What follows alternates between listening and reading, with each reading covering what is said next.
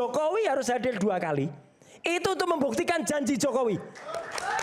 Katanya mau hadir saat sidang. Datang ayo. Jangan main Zoom. Jangan main Zoom, Pak Rifai. Maksudnya main Zoom apa? Dia nggak datang kemudian dia cuma pakai Zoom. Oke. Nggak bisa. Emangnya ini COVID pakai Zoom? Ya. Atau cuman nggak datang pakai berita acara sumpah. Kalau seandainya nanti akhirnya Pak Jokowi pakai Zoom, apa yang akan disampaikan? Oh, kita protes keras. Mundur, lebih baik mundur sidangnya.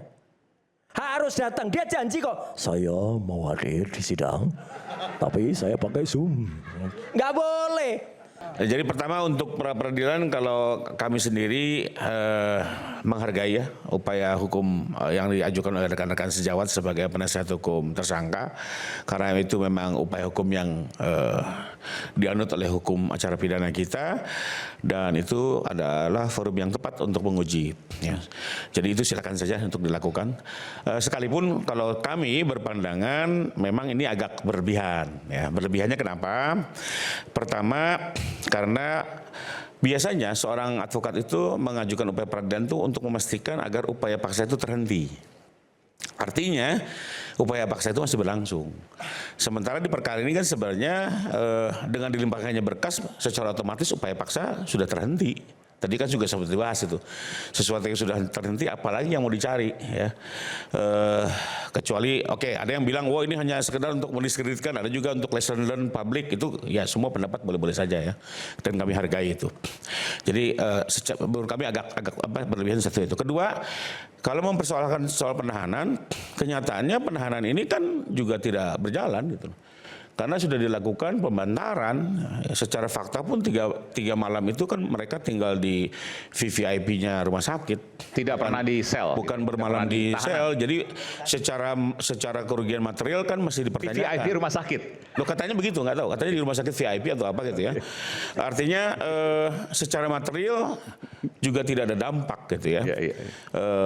Lalu yang ketiga, kalau bicara ada penangkapan seperti Getpus PKI ya, kalau kata Bang Roy, saya kok kayaknya ini agak hiperbola ya. Kalau film itu kan saya dari SD nonton itu gitu ya. Ada yang dipopor senjata, ada yang diseret, ada yang dipukul. Kayaknya sih nggak begitu gitu ya. Bahwa penangkapan ya kami juga sering lah mendampingi klien dan ditangkap. Semua orang namanya ditangkap secara psikologis pasti merasa tertekan dan ruang geraknya dibatasi. Ya. Itu sudah memang seperti itu gitu ya. Dan menurut saya sih penangkapan di jam 7 itu masih dalam taraf wajar. 7 pagi? Wajar. Kadang ada penangkapan jam 12 malam. Ya. Ada. Dan itu nggak lagi tidur dibangunin apa itu melanggar HAM kan nggak juga. Jadi bahwa jam 7 Bang Roy belum mandi, belum sarapan ya mungkin karena mungkin memang seperti itu. Padahal katanya sudah sholat subuh. Buktinya Bu Tiva jam 7 udah cantik tuh. Udah siap gitu ya. Jadi ini kan tergantung lagi. Ujian. Orang masing-masing punya gaya masing-masing, itu tidak bisa menjadi parameter. Bos saya nggak mandi, saya nggak sarapan. Saya pikir itu ya nanti silakanlah majelis. Tapi ini kalau kacamata kami melihat ini agak-agak berlebihan gitu ya. Dan ini juga confirm apa? Buktinya hanya beliau yang melakukan pra, Bu Tiva enggak. Menjadi aneh gitu kan. Ada perbedaan upaya hukum ya. Terus juga perbedaan persepsi, contoh. Ya kan kami mencermati aja ya. Bu Tiva menggunakan rompi, Pak Roy nggak menggunakan rompi. Itu punya reason, punya alasan, punya tujuan. Termasuk hari ini juga upaya hukumnya berbeda. Saya dapat informasi terakhir dari Pak Katiri, penasihat hukumnya pun sudah berbeda. Nah justru kami, ya kalau kami sih buat bukan menjadi concern kami lah. Apalagi soal upaya paksa dari awal kami udah bilang itu kewenangan penegak hukum dan itu tanggung jawab penegak hukum. Ya, kalau dilakukan dengan amanah akan dilindungi, tapi kalau tidak amanah juga harus dipertanggungjawabkan. Makanya kami tidak mau masuk ke arena itu. Nah, cuma yang menjadi concern kami, kembali kalau kami pokok perkara, Mas Aiman. Dengan adanya pra, rupanya ada yang memanfaatkan ketentuan KUHP baru yang bilang memang dengan upaya pra maka terjadi penangguhan pemeriksaan pokok perkara. Dan ini sekarang sudah terjadi nih, terjadi jeda antara pemeriksaannya Dr. Tiva dengan pemeriksaannya Pak Roy. Dalam beberapa pra itu biasanya selesai 2-3 minggu dalam konteks tidak ditahan. Sehingga kemarin berpikir, waduh ini kalau berjeda sampai 3 minggu berarti agak jauh juga nih jedanya ya. Untuk Pak Jokowi juga harus 2 kali datang, ini juga selain merepotkan secara lawyer ada strategi litigasi gitu ya. Biasanya dengan cara Bu Tiva di depan, nanti Ibu Tiva yang pembuktian duluan, Ibu Tiva yang divonis, Pak Roy yang akan mengambil manfaatnya. Contoh, pemeriksaan saksi A di sana kurang sempurna, di Pak Roy akan disempurnakan. Pemeriksaan ahli A yang Bu Tifa di sana nggak bisa diperbaiki di Pak Roy. Jadi itu sebagai lawyer biasanya strategi itu. Nah, kami sedang mencermati apakah ini bagian dari strategi itu. Itu sah-sah saja ya. Tapi kami akan tentunya menjaga agar tidak merugikan kepentingan saksi korban gitu ya. Jadi justru kami melihatnya kacamata itu. Kalau pra monggo kerso silakan aja. Tapi terkait dengan pokok perkara kami sedang terus melihat apakah kecurigaan kami benar adanya. Tentunya juga kami sebagai lawyer memiliki strategi juga dan kami akan berkoordinasi dengan pihak kejaksaan. Gimana? Jadi ini kenapa kemudian pengacaranya Mas Roy dan pengacara Dr. Tifa itu berbeda? Ya, ini ada beberapa fakta yang kita lihat ya. Ada perbedaan satu pra tidak pra. Kan jadi kan dari awal tadi satu pra peradilan, satu tidak pra saya bilang peradilan. ini berlebihan. Nah, ternyata pandangan ini kan lebih kurang juga Bu Tifa tidak melakukan pra. Oke. Ya mungkin pemikirannya sama juga. Tidak berlebihan, agak berlebihan kalau lihat pra. Jadi udah perbedaan cara pandang satu. Satu. Kedua, waktu dalam proses di mana di Polda dan rumah sakit kalau kita lihat kan ada beda style juga nih. Ya. Pak Roy nggak mau pakai rompi, Bu Tifa pakai rompi. Berarti ada perbedaan alasan, tujuan yang hendak dicapai kan. Karena mereka ini kan orang-orang pintar gitu ya. Semua tindak tanduknya tentu ada reason. Lalu yang ketiga, saya dapat informasi kemarin dari Pak Ketiri, tim penasihat hukumnya sudah berbeda nih. Tadi udah disampaikan juga berbeda. Nah, berarti kan ini udah beda strategi, beda cara. Nah, jadi maksudnya pecah. Oh bukan, beda cara. Nah yang terpenting buat kami adalah jeda waktunya sudah jadi berubah. Nggak, tujuannya apa tapi kalau beda cara itu? Jeda waktunya berubah, itu hanya the way to do. Tapi jeda waktunya berubah, nah waktu berubah ini bisa dimanfaatkan oleh tim lawyernya Pak Roy. Untuk? Ya, saya nggak tahu ya apakah ini menjadi reasonnya ya. Kenapa? Nanti Ibu Tifa yang pembuktian di depan, Ibu Tifa yang divonis duluan, beliau di belakang, dengan catatan semua yang kurang-kurang di pemeriksaan yang pertama akan dirapihkan di belakang. Itu strateginya para lawyer. Tapi kembali lagi ya, ini kan silakan. Persepsi dan setiap lawyer pasti akan berpikiran seperti ini. Jadi intinya kami karena udah kebuka duluan di sidangnya Dr. Tifa, kekurangan nanti dilapis kemudian disempurnakan di sidangnya Mas Roy. Betul. Misalnya melempar 5 pertanyaan, ternyata ada yang lupa. Nah, di belakang ini bisa rapi. Nah, jadi nanti banyak manfaat pembelaannya di Pak Roy, di Bu Tifa justru strategi tidak maksimal. Itu bicara strategi ya. Terus? Nah, tapi kembali lagi ya, kalau kami sah-sah aja. Itu strategi yang sah. Tapi tentunya kami juga akan mengantisipasi. Kami akan bekerja sama dengan teman-teman kejaksaan karena hari ini kan semua kepentingan hukum Pak Jokowi sudah diambil oleh jaksa. Kami akan berkoordinasi, akan mengingatkan tim jaksa bahwa ini seperti ada strategi seperti itu sehingga perlu kita imbangi agar paling tidak dalam persaingan kita harapkan adalah kebenaran akan terbuka, keadilan dapat diwujudkan dan seluruh permainan tidak bisa menggeser keadilan itu sendiri. Itu tujuan kami. Saya tambahkan sedikit. Nanti saya beri smart. Tapi saya ingin tanya gini, kalau sedemikian berarti ada di benak Anda bisa merugikan saksi korban dalam hal ini Pak Jokowi? Ya, tentunya. Tentunya dong. Di mana kemudian supaya publik juga tahu, di mana kerugian yang akan dialami oleh Pak Jokowi dengan strategi seperti ini versi Anda? Bahwa Dr. Tifa maju duluan, belakang disempurnakan oleh Mas Roy Suryo. Ya, harus datang. Nanti pertanyaan-pertanyaan akan lebih dimatangkan di sesi kedua. Artinya maksudnya begini, kerugiannya adalah hukumannya tidak sesuai dengan yang diharapkan atau gimana? Nah, bukan dari segi teknik pembuktian ya. Kalau hukuman kan menurut saya itu kan udah ranah kan artinya gini, kalau seandainya disempurnakan artinya bisa jadi tidak terbukti apa yang dilakukan Mas Roy dan kawan-kawan. Kalau ada penyempurnaan itu kan yang dikhawatirkan. Bukan jadi itu. Gimana? Bukan soal terbukti. Kalau terbukti tidak terbukti itu fakta. Mau apapun ilmunya ya fakta adalah fakta ya. Tapi maksud saya adalah teknik pendalamannya, teknik tanya jawabnya itu akan lebih dikomprehensifkan di sesinya Pak Roy sehingga pembuktiannya Pak Roy nanti bisa lebih maksimal dibanding pembuktiannya Ibu Tifa. Yang ujungnya adalah? Ujungnya ya nanti kembali ke fakta hukum yang bisa diambil oleh hakim. Tentunya bisa jadi berbeda. Meringankan atau bahkan mungkin bebas dan seterusnya. Menurut saya sih, saya berkeyakinan ya kalau untuk bebas kok kayaknya agak berat ya. Tapi paling tidak bisa lebih meringankan ya. Dan kembali lagi kalau untuk Pak Jokowi sebenarnya untuk pemidanan bukan concern beliau. Tapi beliau gini, lebih ini bayangan saya awam. Kalau seandainya memang ada fakta, mau seberapapun sempurna, kalau memang salah pasti salah. Yes, tapi kalau seandainya fakta, kalau memang benar, seberapapun disempurnakan, ya pasti memang benar. Artinya strategi itu bagi saya secara logika harusnya tidak perlu dikhawatirkan. Iya harus. Betul, tapi tetap perlu diantisipasi.